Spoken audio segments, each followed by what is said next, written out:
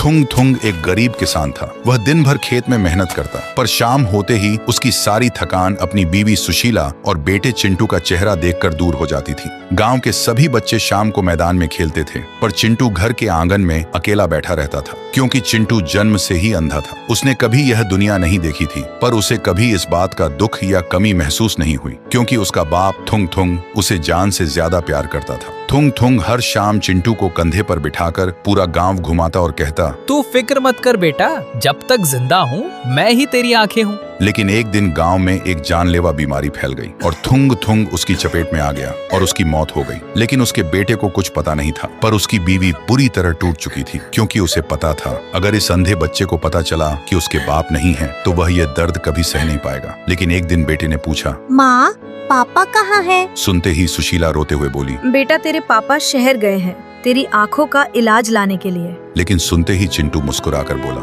माँ आप झूठ क्यों बोल रही हो?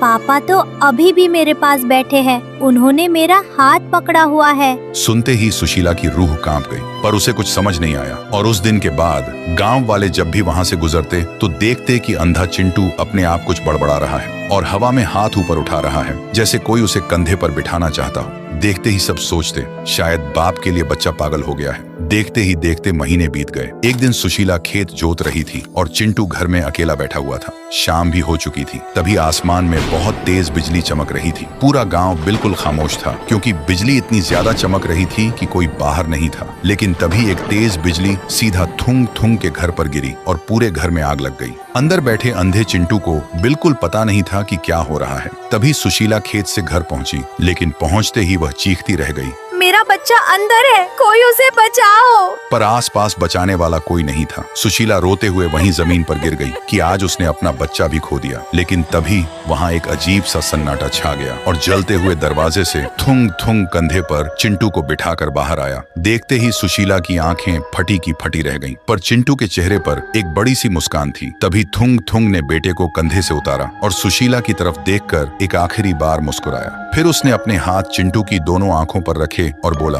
मैंने कहा था ना बेटा, जब तक जिंदा हूँ मैं तेरी आंखें हूँ, और आज अपनी आंखें तुझे देकर जा रहा हूँ। इतना कहते ही थुंग थुंग की रूह धीरे धीरे हवा में बिखरकर हमेशा के लिए गायब हो गई। सुशीला सदमे में थी, लेकिन तभी चिंटू ने अपनी आंखें खोली और इस दुनिया में पहली बार अपनी माँ का चेहरा देखा। देखते ही उसकी आंखों से आंसू बहने लगे। फिर वह मासूमियत से बोला, माँ आपने बोला था ना पापा मेरी आँखों का इलाज लेने गए हैं, देखो वो इलाज ले आए। तो दोस्तों, एक पिता अपनी सांसें हार सकता है, पर अपने बच्चे से किया वादा नहीं। इस सच्चे प्यार के लिए एक लाइक तो बनता है।